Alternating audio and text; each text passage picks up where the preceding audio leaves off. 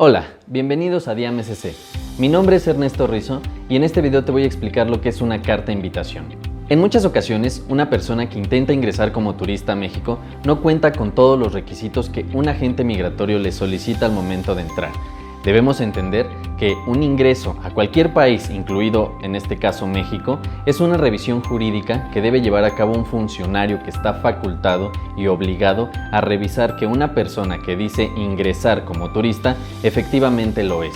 ¿Por qué? Porque existen diversos métodos para ingresar a México. Si tú dices que vienes como turista, debes acreditarle al agente migratorio que efectivamente posees esta calidad. ¿Cómo se hace? Con diversos requisitos. En primer lugar, debemos mostrarle al agente migratorio que tenemos intención de salir del país, es decir, entrar, realizar alguna actividad recreativa, turística, de visita a nuestros familiares, con algunos amigos, etc. Pero deseamos volver a nuestro país de origen o a cualquier otro lugar. Por eso, el agente migratorio solo con un boleto de ida y vuelta puede tener certeza de este hecho. Será bueno que si yo manifiesto al agente migratorio que vengo como turista, le acredite, ya sea mediante una carta de invitación, que una persona me va a recibir en su hogar, o bien que tengo reservación de algún hotel. Este requisito lo que busca es que el agente migratorio tenga certeza de que tú vienes a un lugar definido, determinado. Ya sea que una persona efectivamente te haya invitado a su casa, bueno, el agente migratorio lo que va a hacer es llamarle a esta persona para asegurarse de que efectivamente te vas a hospedar en su casa. Si vienes a un hotel, es posible que el agente migratorio realice una llamada al hotel para cerciorarse de que se hizo la reservación. Existe un gran debate entre la cantidad de dinero que tiene que tener un turista al momento de su ingreso. El dinero suficiente debemos entender que tiene que cubrir las necesidades básicas de alimentación, de hospedaje, de transporte, etc. Por ejemplo, en la carta de invitación, si yo digo que me voy a hospedar con una persona que me va a alimentar, que me va a transportar, quizá puedo tener menos dinero. Pero si vengo con fines turísticos, de estar paseando, conociendo lugares, visitando diversas zonas del país, bueno, mi dinero tiene que ser un poco más elevado. Sobre la carta de invitación.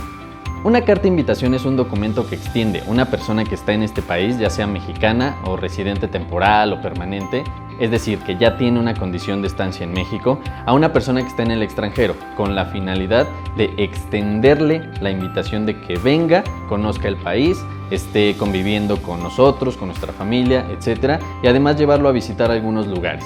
Es muy importante que la carta de invitación tenga los datos precisos de identificación de ambas personas, el número correcto de la identificación que estamos mostrando, el pasaporte en el caso del extranjero y en el caso de la persona que recibe, el número de la credencial para votar, del pasaporte mexicano, o si es un extranjero, el número de la tarjeta de residente temporal o de la tarjeta de residente permanente, el domicilio en el cual se va a establecer el extranjero, la fecha precisa en la que va a hospedarse en el lugar que le estamos ofreciendo y otro tipo de situaciones, como si yo me voy a hacer cargo de su transporte, de su comida, etc.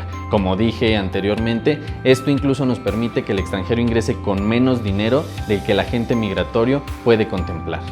Si efectivamente yo vengo con fines recreativos y turísticos, lo más recomendable es acreditarle al agente migratorio que poseo una reservación de un hotel o de un tour turístico, de los muchos que hay actualmente, o bien un itinerario de las actividades que voy a realizar en este país. Es probable que venga a realizar una actividad distinta a la turística. Si es el caso, te recomiendo que te prepares previamente. Si vienes con la intención de quedarte a México, mejor busca otra alternativa de cómo es que vas a residir. Para eso estaremos compartiendo más videos acerca de cómo se obtiene una residencia en México, cómo se tramita una visa por trabajo, por unidad familiar, por razones humanitarias, etc.